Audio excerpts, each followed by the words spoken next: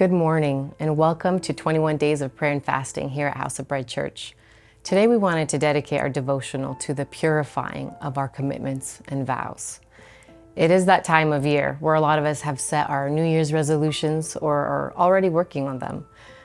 I read a statistic somewhere that mentioned that about 80% of New Year's resolutions fail by mid-February.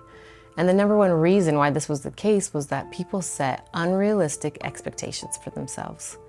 I know I have. It tells me that I overestimate, and a lot of times we overestimate our capability or capacity to carry out things. The reality is that we are limited. We're limited in the amount of time we have in a day. We're limited in the energy that we can output, and we're limited with our resources. So shouldn't that tell us that we need to be careful in limiting the things that we commit to, choosing wisely? It is absolutely needed to do a deep cleansing of our commitments.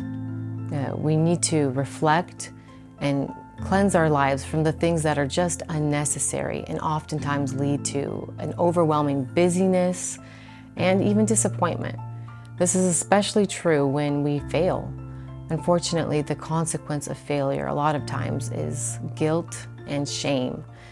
And it's especially sad because it's absolutely unnecessary.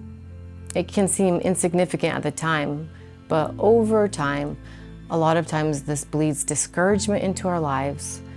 And if that's you, today's your day to forgive yourself, to get back up, to set new goals, and to move forward.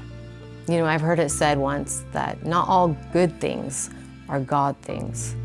So as we set our New Year's resolutions, as we make our new goals, let's make sure that we're choosing God things for our lives. Here are a few things that we can pray about today. First, we can ask God to help us identify the things that are unnecessary, our unnecessary commitments. Second, we can pray for people who are stuck in the busyness of doing things that God hasn't even asked them to do. Third, we can pray for people who are stuck in what I call extracurricular clutter.